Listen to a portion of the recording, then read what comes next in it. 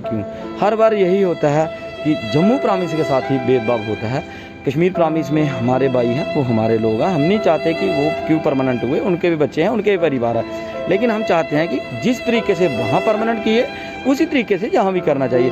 अब यहाँ एक NIC का बड़ा इशू है, ये हम आपके माध्यम से बार बार यही कहते हैं कि हमारे 462 लोग जो रह गए हैं इनकी वेजेस दी जाए, हमारे 99 लोग जो रह गए हैं इनको भी दी जाए। 408 का एक डाटा है उसकी भी NIC की जाए, उसका डाटा भी फाइनेंस डिपार्टमेंट में भेजा जाए।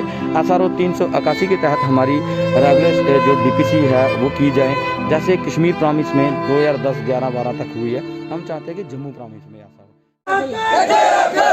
तेरे राज में बच्चे भूखे मरते हैं, तेरे राज में बच्चे भूखे मरते हैं, तेरे राज में बच्चे भूखे मरते हैं, बच्चे भूखे मरते हैं। नमस्कार, जगह न्यूज़ पोर्टल में आपका स्वागत है और मैं हूं प्रिंसी गोल। लगातार हम आपको दिखा रहे हैं कि किस तरीके से जो PDD विभाग के लोग हैं वो धरना प्रदर्शन कर रहे हैं, सरकार से जो है अपनी मांगे रख रहे हैं।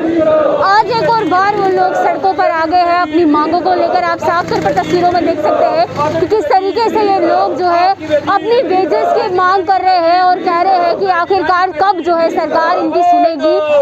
आज एक और बार ये सड़कों पर आ गए हैं अपनी आवाज़ को बुलंद करने के लिए। आप देख सकते हैं किस तरीके से नारेबाजी हो रही है और लगातार जो है सरकार के खिलाफ ये लोग धरना प्रदर्शन कर रहे हैं और अपनी मांगों को रख रहे हैं। क्योंकि अगर मैं बात कर लूँ PDD विभाग की तो 10-15 वर्षों से जो है ये सड़कों पर आकर अपनी मांग रखते हैं, लेकिन कई सरकारें आती हैं, कई सरकारें जाती हैं, लेकिन कोई भी जो है इन्हें ध्यान नहीं देता। तो आज इनसे बातचीत करेंगे कि आखिरकार डेली धरना प्रदर्शन करने के बाद भी इनकी सुनवाई नहीं होती, ऐसी क्या कमियां हैं जहाँ पर जो है इनकी पूछताछ नहीं होती।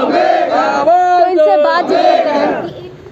अखिल जी, आप डेली धरना प्रदर्शन करते हैं, 10-15 साल से आप इस जद्दोजहद में हैं। क्या लगता है आपको सरकार क्यों नहीं सुन रही है आपकी? क्या आपकी जो मांगे हैं वो जायज़ नहीं है या उन लोगों को देखकर भी वो अनदेखा कर रहे हैं आप सबको? मैम, हमारी जो डिमांडें हैं तो ये सबको ही पता है कि हम काम करते हैं, फील्ड में काम करते हैं, ग्राउंड में काम करते हैं, पोलों पे काम करते हैं। हमारी जो डिमांडें हैं जेन्युइन ही हैं। अगर हमारी डिमांडें जेन्युइन नहीं है तो जहाँ तो ये एक नोटिफिकेशन निकालें कि इन सबको बाहर कर दें, फिर भी है। लेकिन ये ऐसा भी नहीं करते हैं, ये कहते हैं आप हमारे लोग हो, रीढ़ की हड्डी हो, डिपार्टमेंट की रीढ़ की हड्डी हो। जैसे रविंद्र रैना जी ने भी एक बयान दिया कि यही कैजुअल लेबर डिपार्टमेंट की रीढ़ की हड्डी है, तो हमारी भी रीढ़ की हड्डी है। तो अगर रीढ़ की हड्डी है तो इनके साथ बेइंसाफ़ी क्यों? हर बार यही होता है कि जम्मू प्रामिस के साथ ही भेदभाव होता है। कश्मीर प्रामिस में हमारे भाई हैं, वो हमारे लोग हैं। हम नहीं चाहते कि वो क्यों परमानेंट हुए, उनके भी बच्चे हैं, उनके भी परिवार है। लेकिन हम चाहते हैं कि जिस तरीके से वहाँ परमानेंट किए उसी तरीके से यहाँ भी करना चाहिए। अब यहाँ एक NIC का बड़ा इशू है, ये हम आपके माध्यम से बार बार यही कहते हैं कि हमारे 462 लोग जो रह गए हैं इनकी वेजेस दी जाए, हमारे 99 लोग जो रह गए हैं इनको भी दी जाए। 408 का एक डाटा है उसकी भी NIC की जाए, उसका डाटा भी फाइनेंस डिपार्टमेंट में भेजा जाए। SRO 381 के तहत हमारी रेगुलर जो DPC है वो की जाए, जैसे कश्मीर प्रामिस में 2010, 11, 12 तक हुई है। हम चाहते हैं कि जम्मू प्रामिस में ऐसा हो। जम्मू वालों के साथ बेइंसाफ़ी अब यूटी बन गई। यूटी में जो मिनिमम वेज एक्ट लागू होना था वो भी अभी तक नहीं हुआ, कम से कम वही करते तो वो भी नहीं हुआ। जैसे पेंडिंग सैलरी को हमारी को लेके है, हम बार बार कहते हैं कि हमारी पेंडिंग सैलरी, आज हमें वो भी नहीं। पेंडिंग सैलरी तो एक लग रहा, लेकिन जो 462 हैं, 408 हैं, 99 है, कम से कम इन लोगों को भी वेजेस दी जाए, क्योंकि इनके भी बच्चे हैं, इनका भी परिवार है, छोटे छोटे बच्चे हैं, बूढ़े माँ बाप। अब हमें अपने माँ बाप का सहारा बन था, लेकिन आज हमारे माँ बाप हमारा सहारा बन रहे हैं, क्योंकि हम उनकी 750 में हम क्या कर सकते हैं? ना ही हम अपने बच्चों की फ़ीस स्कूल की अदा कर सकते हैं।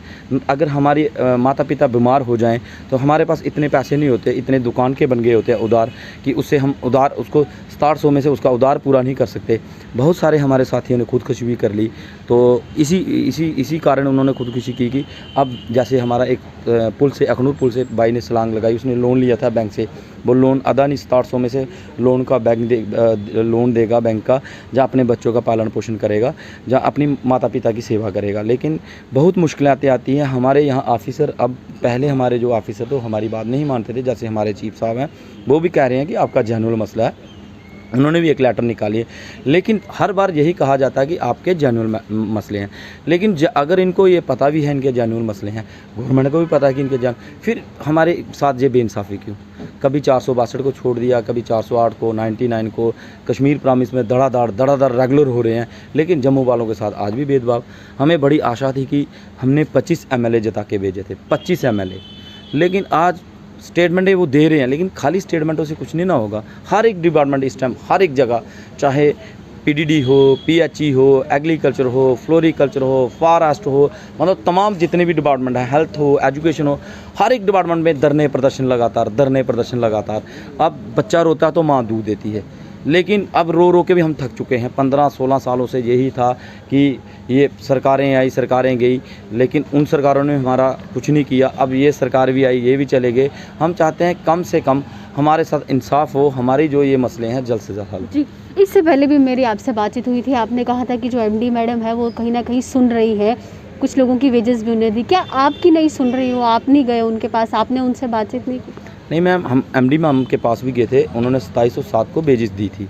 MD मैडम ने ये कहा था कि 462 का जो मेरे पास डाटा है, ये एक मीटिंग होगी, बोर्ड मीटिंग में हम इनके लिए, इनका जो है गवर्नमेंट के आगे मैं इनके लिए फ़ाइट करूंगी, मैं लड़ूंगी। वो हमारे लिए लड़ रहे हैं, हमारे हक के लिए लड़ रहे हैं। जैसे 408 का एक डाटा था, उसके लिए भी उन्होंने कहा है, 99 लोग हैं उनके लिए भी वो कह रहे हैं, लेकिन उनके लेवल पे जो है वो कर रहे हैं, वो गवर्नमेंट से। अब बोर्ड मीटिंग जब होगी उसमें ये तय होगा, लेकिन हम चाहते हैं कम से कम NIC एक बड़ा मुद्दा बना है, NIC जब होगी तब देखा जाएगा, लेकिन कम से कम इन लोगों की जो 462 लोगों की बेजिस आई है ऑलरेडी। इनका एक हमारे साथ ही 3169 के साथ बजट हुआ था, उस बजट में इनके पैसे आ रहे हैं।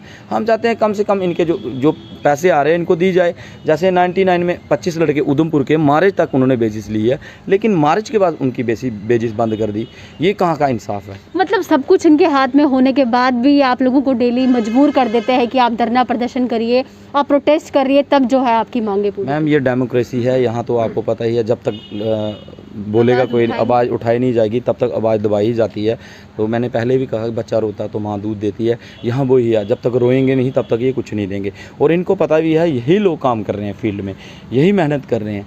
लेकिन अब हम कोरोना वायरस के मद्देनजर रखते हुए अब दूर दराज के सारे लोग हैं, बाहर से लोग आ नहीं सकते हैं, दूर दराज के लोग हैं, ये बाहर से आ नहीं सकते हैं। तो हम यही कहते हैं कि कम से कम जैसे थोड़े थोड़े करके हम बुला रहे हैं कि एक कोरोना वायरस की वजह से, अब जब एक दिन ऐसा भी आ रहा है, अब ये जंग जो है बहुत बड़ी जंग हो जाएगी, तो इनको संभालना तो मुश्किल हो ही जाएगा। अब आने वाले दिनों में 2-4 दिन के बाद एक बड़ा ऐलान होने जा रहा है, बड़ा फैसला होना जा रहा है ऑल डिपार्टमेंट का। तो वहाँ देखते हैं क्या होता है, क्या पता हमें बहुत सारी बड़ी रैलियाँ भी निकालने पड़े अगर हमारे जल्द मसले हल नहीं हुए। अब हमें तो कुछ करना ही पड़ेगा, लेकिन हम चाहते हैं, हम देशभक्त लोग हैं, भारत माता की जय करने वाले हैं, इनकलाब के नारे लगाने वाले हैं। हम चाहते हैं हमारे जो मसले हैं, जेन्युइन मसले हैं, ये जल्द से जल्द हल। जी, शुक्रिया। तो आपने सुना कि किस तरीके से हर बार की तरह इस बार भी उन्होंने कहा कि हम देशभक्त लोग हैं, अपने देश के बारे में सोचते हैं, पीसफुली प्रोटेस्ट करते हैं, लेकिन उसके बाद भी जो है सरकार जो है हमारी सुनती नहीं। तो लेकिन इनका कहना है कि ये आगे जो है ऐसे ही अपना प्रोटेस्ट जो है कंटिन्यू करेंगे, अपनी आवाज़ जो है एडमिनिस्ट्रेशन के खिलाफ उठाएंगे जब तक जो इनकी मांगे हैं पूरी नहीं की जाती। अगर कश्मीर प्रोविंस की वहाँ पर जो है रेगुलाइज किया जा रहा है तो जम्मू के लोगों को क्यों नहीं किया जा रहा? तो ये अपनी हक की जो लड़ाई है ऐसे ही लड़ते रहेंगे। तो तमाम खबरों के लिए जुड़े रहिए जेके न्यूज़ पोर्टल के साथ। धन्यवाद।